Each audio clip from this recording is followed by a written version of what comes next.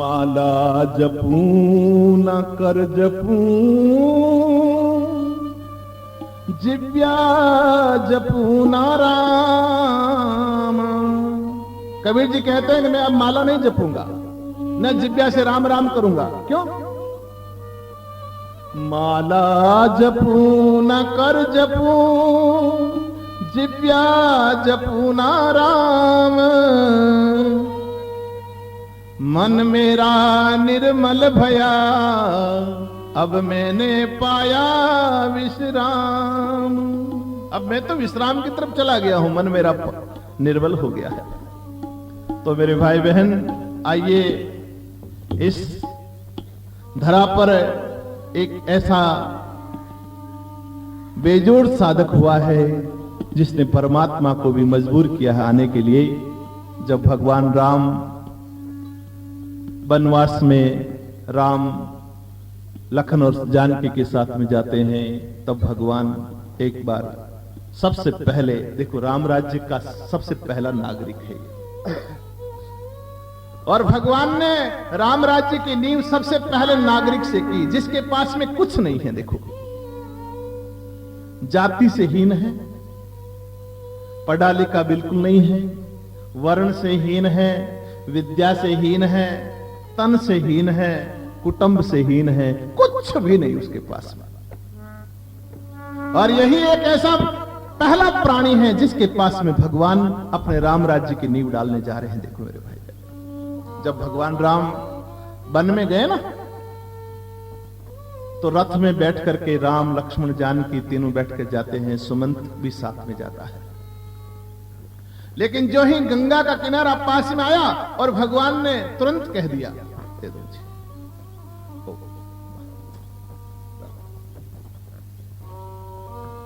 सुमंत, अब तुम यहां से लौट जाओ।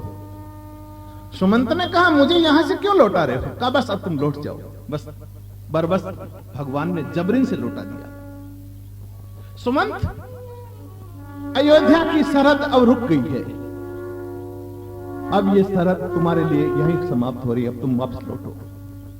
तो भगवान राम ने पूछ लिया, सुमंत ने पूछ लिया, प्रभु थोड़ी देर और ले चलो ना, गंगा के किनारे ले चलो मुझे, केवल बस इतना सा मेरी प्रार्थना है। तो भगवान ने कहा, नहीं नहीं, मैं अब गंगा के किनारे नहीं ले जा सकता सुमंत, अब आप यहीं से लौटो। और कह दिया, बरबस राम सुमंत पठाए, बरबस राम सुमंत पठाए, सुर सर तीरे आप तब आए, सुर सर तीरे आप तब आए, बरबस राम सुमंत पठाए, बरबस राम सुमंत पठाए, सुर सर तीरे आप तब आए, सुर सर तीरे आप तब आए, आप तब आए। सुमंत बाबा, अब यहीं से लौट जाओ राम, बस गंगा का किनारा आ चुका है, अब लौट जाओ। क्यों?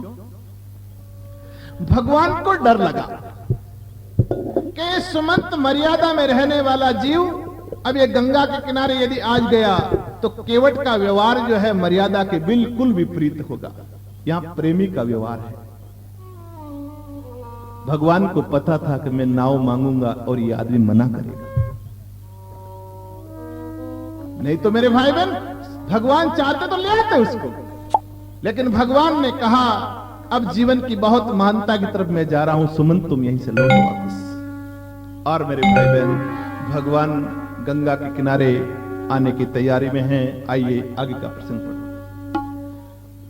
मांगी नावना के बतियाना, मांगी नावना के बतियाना, कहीं तुम्हारे मरम में जाना, कहीं तुम्हारे मरम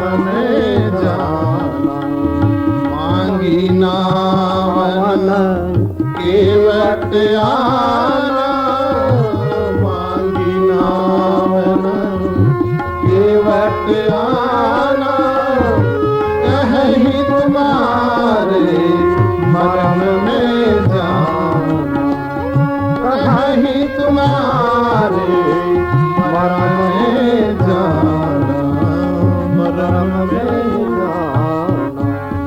भगवान राम गुहराज के मेहमान बन चुके हैं। गंगा में सैकड़ों नावें पड़ी है।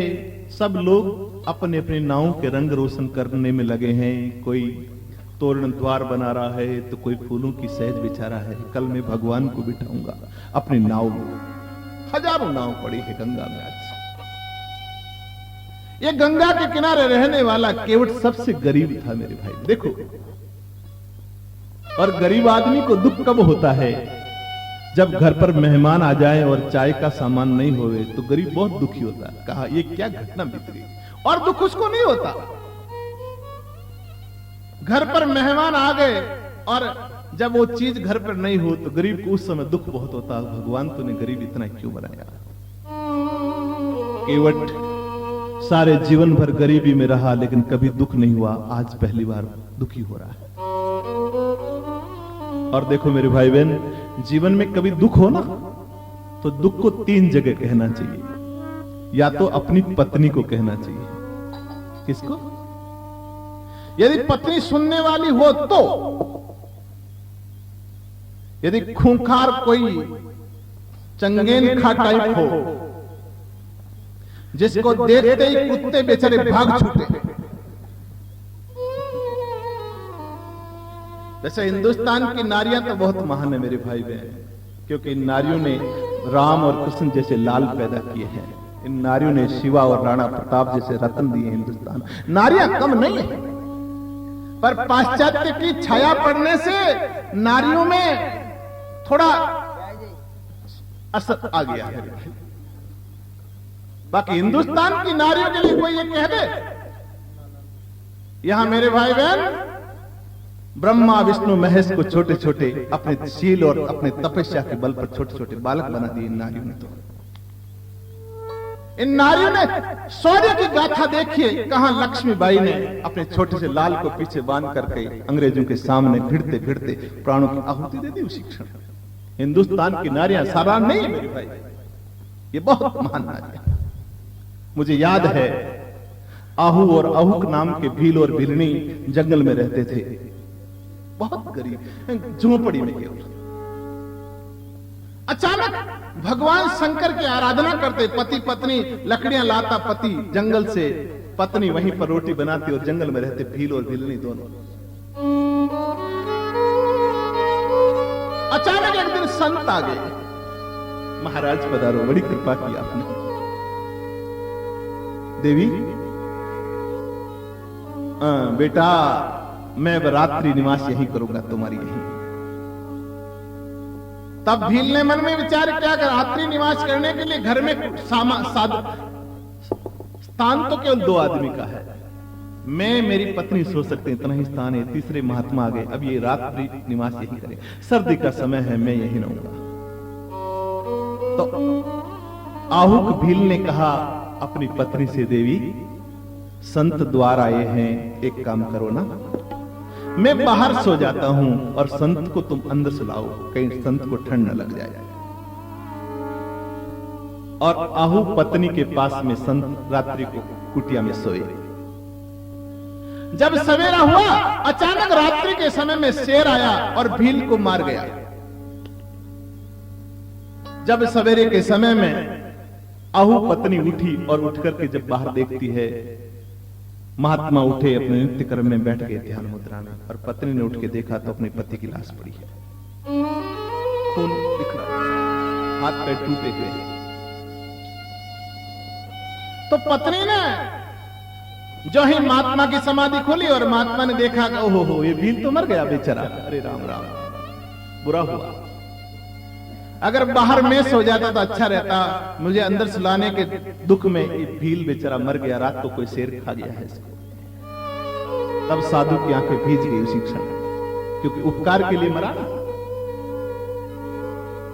तो पत्नी ने महाराज जी संत से कहा, महाराज रो नहीं, आप रोए नहीं, आप आंख में आंसू ना लाएं। मैं अभी लकड़ियां इकट्ठी करके मेरे पति का दाग संस्कार कर लेती हूं। महाराज आप रो नहीं, मेरे पति ने बुरा कर्म करके अपने देह का त्याग नहीं किया, आप शोक क्यों करते हैं? एक साधु की सेवा करते करते, संस्कृति की रक्षा करते करते मेरा पति गया है, आप रो नहीं। और उस गरीब औरत ने लकड़ियां इकट्ठी की और इकट्ठी करके अपने पति की लाश को रख करके और स्वयं सती होने के लिए बैठ गई। जो ही सती होने के लिए स्वयं बैठी, अपने पति की अर्थी को अपने गोद में लेकर के, और वो संत नहीं थे, वो तो साक्षात भगवान शिव थे। तथास्तु, मांगो कोई मांगना चाहो तो। प्रभु मुझे कुछ नहीं मांगना है। देवी मैं शिव हूं, तुमने सारे जीवन भर आराधना की है, मैं तो केवल परीक्षा करने के लिए आया था, पर तुम्हारी धैर्य की परीक्षा और संत का प्रेम देख करके मैं बहुत गदगद हूं, तुम मांग लो कुछ। बस प्रभु यही मांगना है, आर्य नारी और क्या मांग सकती है, आप ऐसी शक्ति दो जिससे मैं अपने पति के साथ में सती हो जाऊं बस।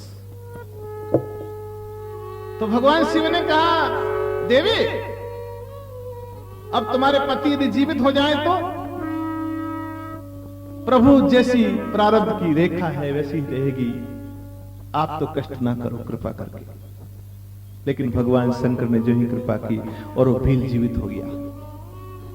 जीवित होते ही भगवान शिव ने कहा, बेटे अब कुछ मांग लो। तब बेटे ने कहा, जब तक मैं यहीं रहूं तब तक तुम मेरे पास में रहो, यहीं पर, जब चाहूं तब मैं आपका दर्शन कर लूं, बस यही इच्छा है। अच्छा बेटी, आज के बाद में जिस जगह तुम भील और भिलने रहते हो, इस जगह अचलेश्वर महादेव का नाम से यह स्थान विख्यात हो जाएगा। जब तक रहोगे बेटी, जब तक तुम शिव का दर्शन करोगी, लेकिन मरने के बाद में तुम नल और दमयंती के रूप में दुनिया में पूजी भी जाओगी। और वही भील और वही भीलनी मरने के बाद में नल और दमयंती के रूप में दुनिया में विख्यात हुई। कहां भील का शरीर और कहां नल और दमयंती का शरीर, ये किसके पीछे? केवल साधु सेवा के पीछे। बस जीवन में यदि साधु सेवा हो मेरे भाई बहन, तो जीव कहां से कहां पहुंचता है कोई पता नहीं सकता। आज गरीब केवट भगवान के द्वार पर पहुंचने के पहले अपना रोता रोता अपनी पत्नी के पास में गया और कहा, देवी भगवान ने कितना गरीब बनाया है, अगर कुछ होता तो भगवान भी अपनी नाव में बैठ जाते, क्या करें? तब पत्नी बहुत समझदार थी। पत्नी ने तुरंत कहा, पतिदेव आप चिंता क्यों करते हो? भगवान को पदार्थ प्यारा नहीं है, भगवान को तो प्रेम प्यारा है। आप तो एक काम करो ना, ये केवट लोग सब अपनी प्रतिस्पर्धा में लगे हुए हैं नावें सजाने में, आप नाव को छोड़ दो। आप एक काम करो, आज आप तो केवल सत्संग सुनने के लिए, लक्ष्मण जी और गुहराज इस समय सत्संग कर रहे होंगे गु आश्रम के ऊपर, आप वहां चले जाओ। बस देखिए सत्संग सुनने, अपने पति को सत्संग सुनाने भेज रही है, जाओ आप। अरे सत्संग सुनूंगा लेकिन राम को कल नाव में बिठाना, कहा आप चिंता न करो, परमात्मा दयालु है, वो चाहेगा तो क्या से क्या घटना घटा देगा, आप तो केवल सत्संग सुनने जाओ। उस महान नारी ने अपने पति के गरीब केवट को भगवान सत्संग सुनने के लिए लक्ष्मण जी के चरणों में भिजवा दिया। रात्रि के समय 12 बजे का समय, रात के समय में गुहराज बैठे हैं, लखन जी उपदेश दे रहे हैं, सत्संग चल रही है। देखो सुंदर सत्संग का समागम चल रहा है मेरे भाई बहन। और क्या क्या कहा जा रहा है? गुहराज ने पूछा कि दुनिया का सबसे बड़ा पुरुषार्थ क्या है? तो लक्ष्मण जी ने कहा, भगवान राम के चरणों में भक्ति होना दुनिया का सबसे बड़ा पुरुषार्थ है। परमात्मा पदार्थ नहीं देखते, परमात्मा प्रेम देखते हैं। बस ये दो बातें सुनी और केवट चल पड़ा वहां से, और तुरंत कह दिया, आया अपनी पत्नी के पास में और कहने लगा, देवी मैं सत्संग सुन लिया। तो सत्संग सुन लिया तो बड़ा अच्छा किया आपने, पर तू अब एक बात बता ना, कल भगवान अपनी नाव में कैसे बैठेंगे, वो युक्ति बता तू तो। तब औरत ने क्या किया, देखो गरीब औरत है लेकिन भगवान के प्रति प्रेम बहुत अकट है। याद रखना मेरे भाई बहन, जो दुनिया में जितना गरीब होता है ना, उसके हृदय में भगवान उतना ही दिव्य रूप से निवास करता है। अमीरों के हृदय में भगवान यदा कदा मिलेगा, लेकिन गरीबों के हृदय में तो 24 घंटा विराजमान रहता है भगवान। केवट की पत्नी ने तुरंत विचार किया, अब एक काम करो, अरे पतिदेव एक काम करो ना, क्या अपने राजा है ना गुहराज, ये गुहराज आज के 6 महीने पहले एक बार जंगल में शिकार खेलने के लिए गए थे, आपको याद है? हरे हरे मुझे याद है। तो आप गुहराज के पास चले जाओ ना, और गुहराज ने आपसे कहा था ना, आपने गुहराज को पानी पिलाया था, तब गुहराज ने कहा था कि कोई वरदान मांग लो, तो गुहराज से आपने कहा था मौका आने पर मांगूंगा। आज मौका है, आज मांग लो। और कहते हैं केवट गुहराज के पास में गया, प्रणाम किया, महाराज को प्रणाम, आओ केवट कैसे आना हुआ? प्रभु मैं एक काम आया हूं, कहो केवट क्या मांगना है? अरे केवट, आज मेरे घर पर भगवान राम मेहमान हैं, आज तो तू मांगे सो मांग, तुझे देने के लिए मैं तैयार हूं। किस बात की कमी है? आज दुनिया का सम्राट मेरे द्वार पर बैठा हुआ है, मांग तो कोई मांगना चाहे।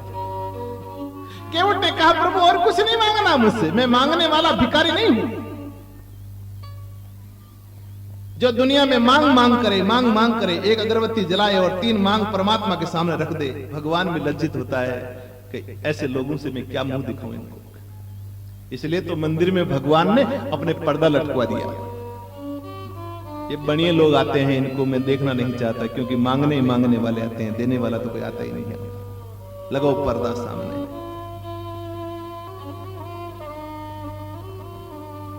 क्या मांगू?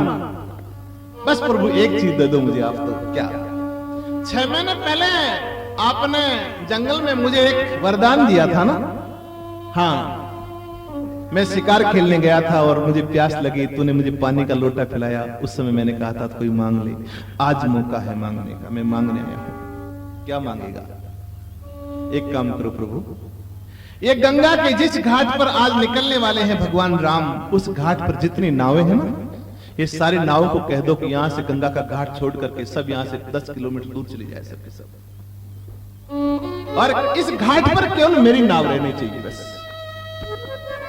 और मेरी अकेले की नाव होगी तो मैं चाहूंगा जिसे राम को नचा लेना, बस केवल बस इतनी कृपा कर दो आप। तो इस घाट पर केवल एक नाव रहनी चाहिए बस मेरी, और किसी की नाव नहीं रहने दो बस।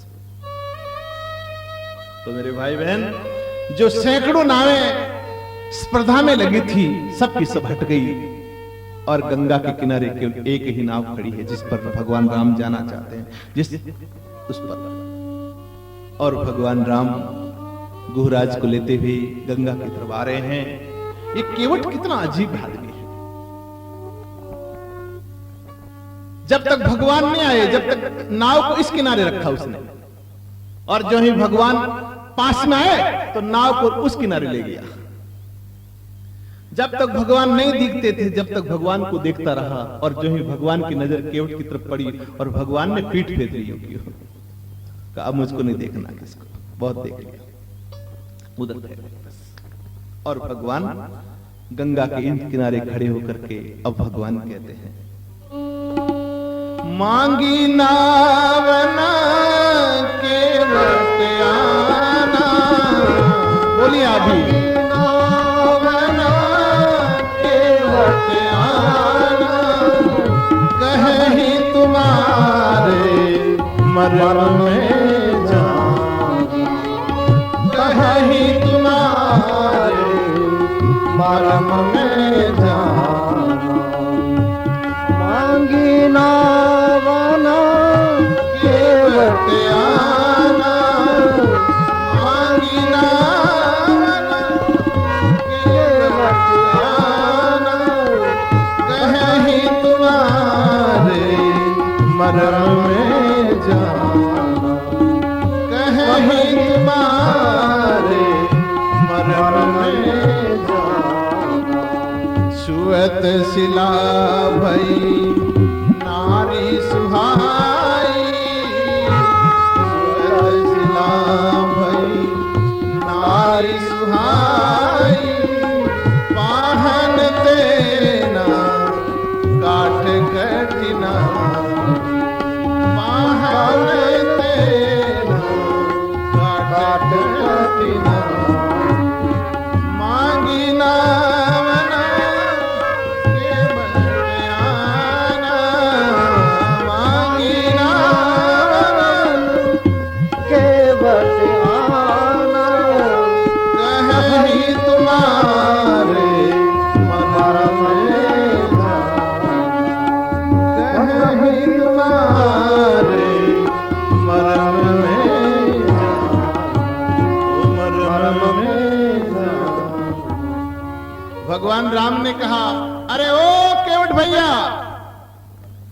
केवट भैया, गंगा के पार कर दो हमें। अरे ओ केवट भैया। तब भगवान की आवाज सुनकर के केवट जो है समाधि में चला गया।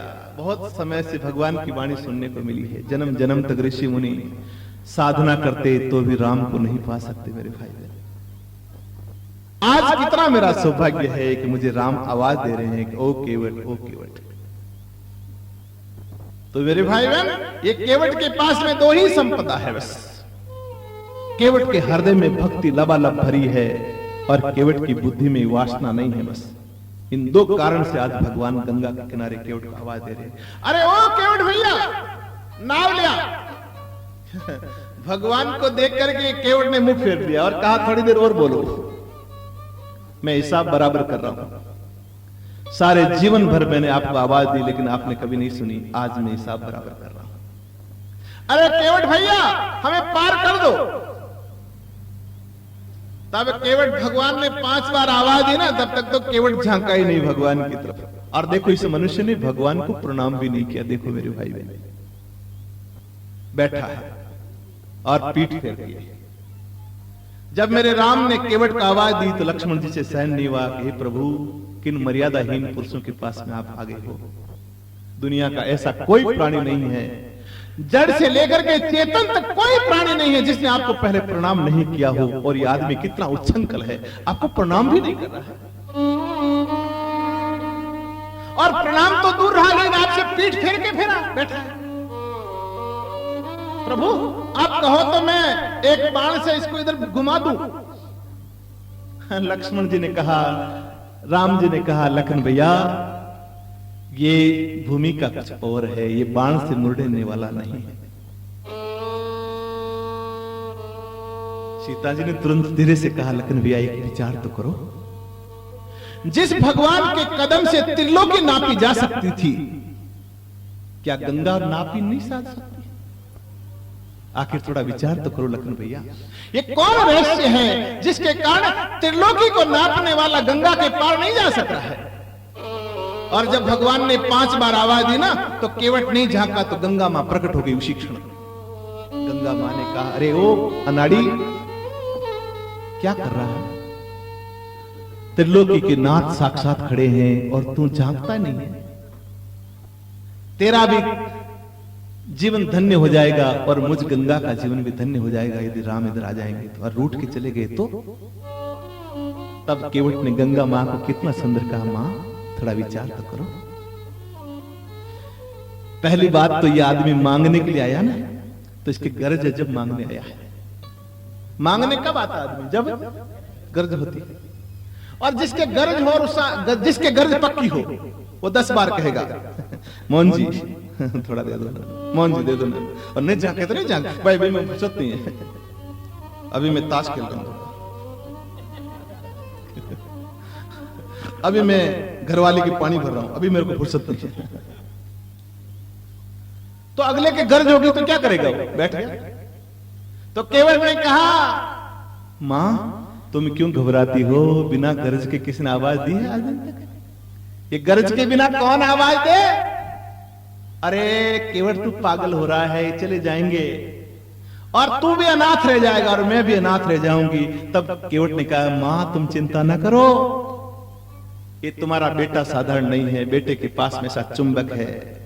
और चुंबक पास में रहते किस पिन की मजाल है को चुंबक को कूद के आगे चला जाएगा। इनको यहीं से जाना पड़ेगा और ऐसा नहीं झक मार के जाना पड़ेगा। मां तो चिंता ना करो, जाओ आप तो बैठो। देखो इस मनुष्य को कितना निर्भयता है कि मेरा राम आया है लेकिन अभी जाएगा नहीं। अरे ओ केवट! और तुरंत मेरे भाई बहन ऋषियों ने कह दिया, केवट के द्वार खड़े भगवान, केवट के द्वार खड़े भगवान।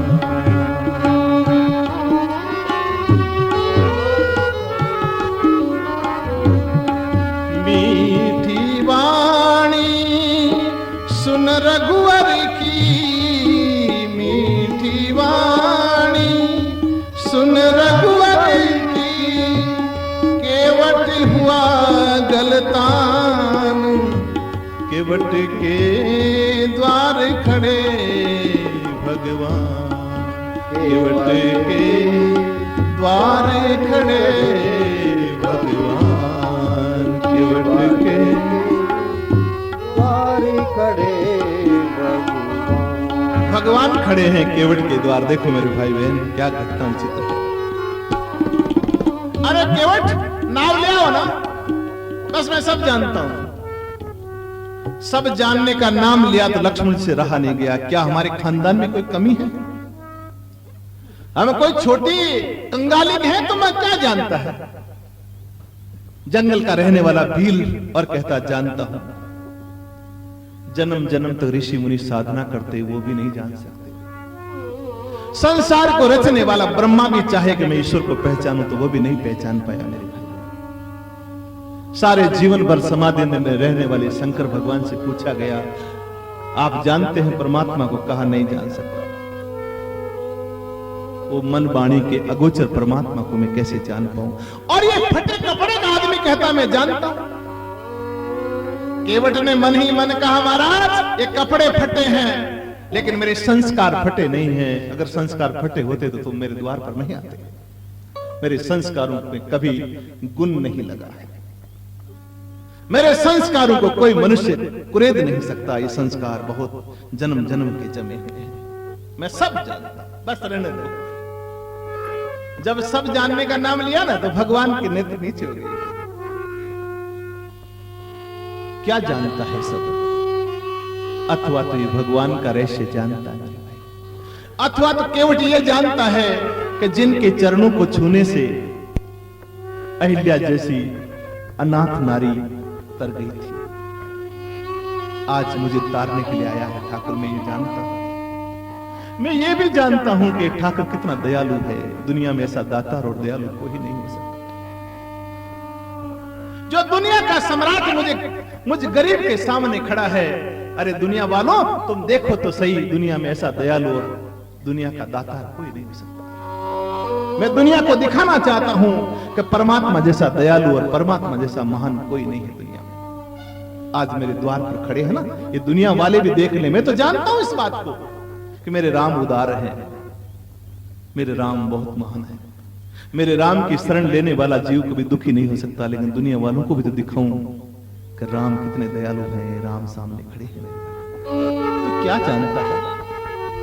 मैं जानता हूं सब। महाराज मैंने सब सुन रखा है। तो भाई तू क्या जानता है? अरे महाराज सुन लो, आपका भाई जो है ना ये लक्ष्मण, ये बार बार मेरी तरफ आंखें निकाल रहा है। शायद आपका भाई ये जानता होगा कि मैं डर जाऊंगा। मैं डरने वाला भक्त नहीं हूं। मैं जानता हूं ये काल है। ये दुनिया को तो डरा सकता है, ये सुग्रीव जैसे गरीबों को डरा सकता है, लेकिन ये मुझको नहीं डरा सकता। मैं डरने वाला भक्त नहीं हूं महाराज।